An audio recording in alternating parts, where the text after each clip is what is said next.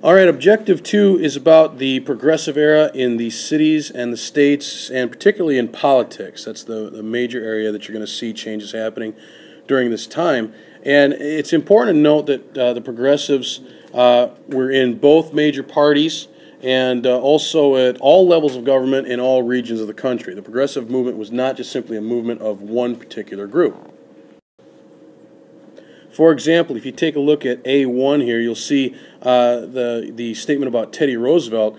He was pretty aggressive and pretty militant. Some people in the progressive movement were like Teddy Roosevelt, who wanted to be very aggressive and get reforms through Congress and everything very rapidly and be very assertive in what they were trying to do. Others, if you look at A2, were much more peaceful, much more of the pacifist type, like Jane Addams here, who was trying to help the poor. She wasn't actively going to Congress and trying to bully people into her way of thinking. She just wanted things to get better on a more peaceful approach. Some, of course, were labor unions. If you take a look at this political cartoon here, you have the big-time, big business types who are living off the backs of the working class. And workers at that time had gotten accustomed to this from about 1865 to 1890. But by 1890, they're ready for a change. And you can see here in this political cartoon, it's about the big-time capitalists and the labor movement going to war with each other, with American business kind of stuck in the middle. But some of them did want to do this and improve things for American workers. Still others were people who kind of turned on their own and wanted to expose the evils of big business corruption, and we already talked about that in the first objective, to bring down monopolies, but more importantly almost, some others were women who focused on maternal causes. They saw scenes like this one right here and wanted to help the children, and that kind of fed into their instincts as a mother about taking care of kids and doing things for other people.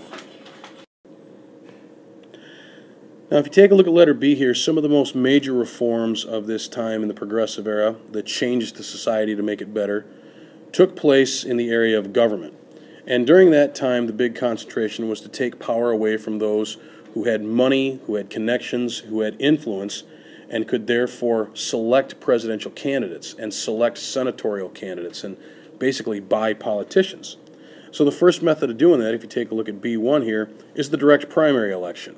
Now, back in the days of the political machine, guys like Boss Tweed out of New York and other leaders of political machines like that would sit in back rooms and they would threaten people with their jobs and their livelihoods and their places to live if they didn't vote the way they wanted them to vote, particularly immigrants.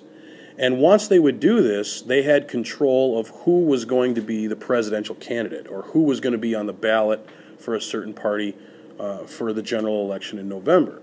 So what they did during this time is government stepped in and took that power away from the party machines. They turned to what we still use today, direct primary elections. Now we go to the voting booth, just like a regular election for president. We go to the voting booth and we select who the candidate is going to be from a particular political party. That's something that we as a people do. And then the winners of those primary elections run against each other in the general election in November. Another progressive era reform that we still use today is the concept of the initiative election. Take a look at B2 there.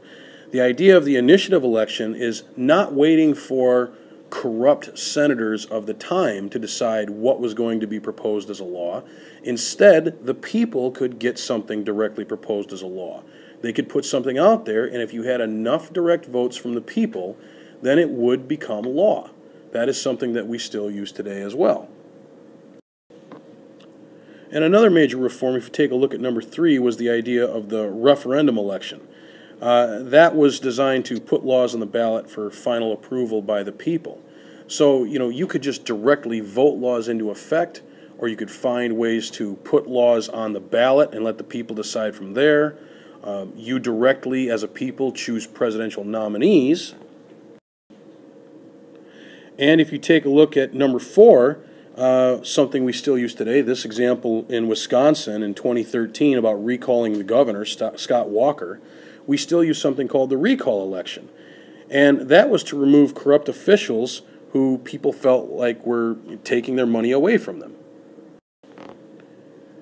When you have these measures, direct primary elections, initiative elections which let voters directly put laws into effect, referendum elections that put laws on the ballot for final approval by the people, recall elections to remove any corrupt officials who lose the people's faith, and then you factor in laws that limit the amount of money that candidates could spend on elections. This eliminated a lot of the problems that they had with the special interests controlling things. Big business and money didn't buy things anymore, although some would argue that it's a practice that still continues today, but at least not as bad as it once was. And there was one more, or two more actual, really big measures in government that made a huge difference as well. The first one of those, if you take a look, is the idea of the Australian ballot, B6. Now, on the Australian ballot, in this picture you see here, somebody is proclaiming how they're going to vote, they're writing it down, and they're putting it in the box. This is how party bosses used to control things, is you'd have to go in and actually declare who you were voting for. And if you didn't vote for who the party boss told you to vote for, then you could potentially lose your job and potentially lose your place to live. Well, the way to solve that was to adopt a concept that had started in Australia, and in the progressive era, we decided to make that a part of things here. It was called the Australian ballot, and essentially it meant that you were going to be able to have all the candidates listed on a piece of paper, and you could pick which one you were going to vote for, whether it be a primary election to select candidates for president, or a general election to actually elect a president, or a senator, or a mayor, or any level of government. You could now do it privately, and nobody would have to know. That way, party bosses couldn't take your job or your apartment away from you. It gave you much more rights and much more freedom, and it's something that, of course, we still use today. Another major advancement, if you take a look at B7, was the direct election of senators. It used to be that the House of Reps or the congressman from a state would select who the senators were going to be from that state. Now, of course, those state congresses and some aspects of the House of Reps were controlled by party bosses. They had bought these politicians by through the party boss system of guaranteeing them votes. Remember, if you didn't vote for who they told you to vote for, they'd take your livelihood away. So they would get the votes for them, but then once those politicians got into office, they were obligated to do what the party bosses told them. Well, a lot of times that meant if you paid $1 million to a party boss, he'd talk to his corrupt, controlled people in state congresses, and they would nominate who the party boss wanted them to nominate for the Senate. Well, the 17th Amendment took that away. The 17th Amendment said that senators are also going to be directly elected by the people, and it gets rid of this concept of the millionaires club. If you have money, you can bribe a party boss to make sure that the state Congress selects you to be a senator. No more with that with the 17th Amendment. But the most famous or most talked about reform in government during this particular time is most likely women's suffrage. And if you take a look at B8, you'll know what I'm talking about there. Women's suffrage is the right to vote. And eventually it would be granted by the 19th Amendment to the Constitution, which was in 1920. That's something to add to your timeline. However, before it was a part of the Constitution, it was up to states to decide. That's a 10th Amendment issue. Remember, the 10th Amendment says anything not in the Constitution is decided on by the states. And prior to the 19th Amendment passed in 1920, various states took different approaches. Now, if you take a look at the western states out here, these purple ones, these were the ones all in this general area here that decided they were going to let women have the right to vote as early as the 1870s in some cases. Now, the main reason for that, and this is something you want to be aware of and jot down, the main reason for that is because women were considered to be far more equal to men in the West than women had been in the East, primarily because women in the West had to work on the ranches side by side with the men. They were considered very tough, and they were considered equal partners, for the most part, in how ranches should be run and expected to do as much work as the men did in a lot of cases. So it was easier to convince people out there that women should have the right to vote.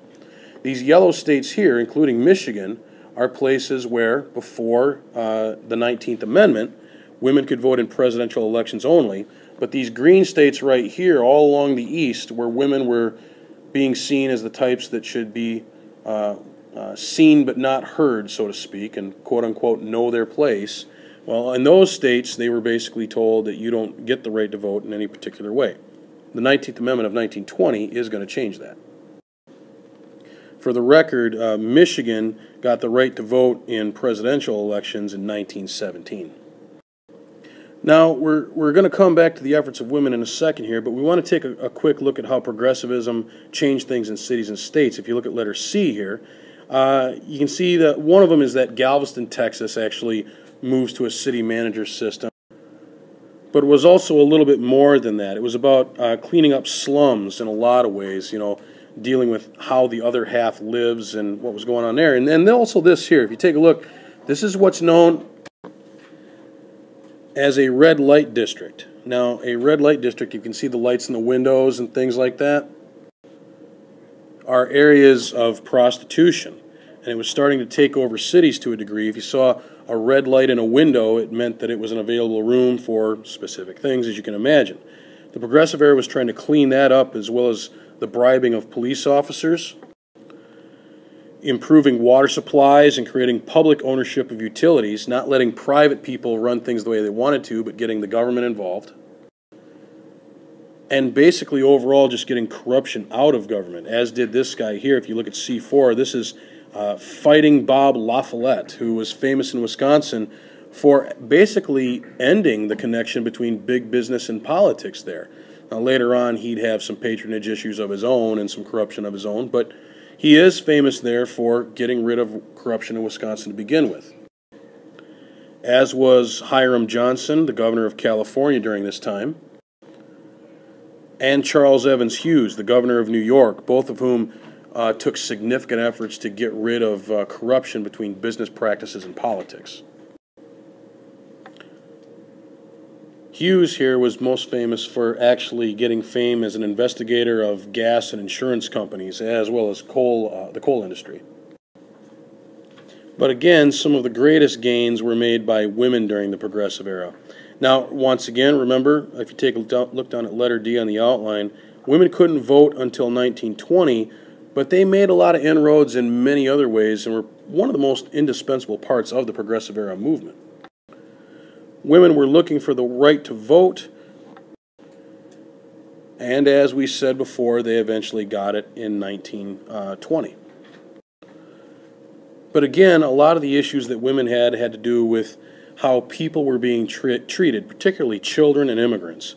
And that should be noted on letter D. Children and immigrants were the big things.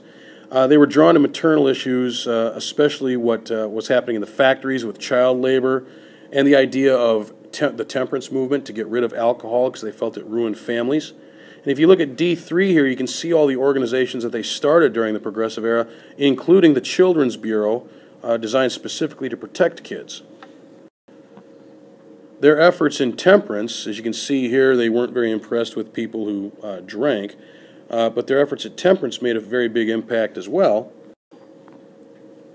And eventually, with the 18th Amendment to the U.S. Constitution, alcohol was outlawed. The production, the sale, the transportation of alcohol was banned by the 18th Amendment. Now, as you'll find out in the next lesson about smashing prohibitions, that didn't go so well, but it did make a significant impact at the time when it first got started and was a big step. Okay, that's it. Thanks for listening.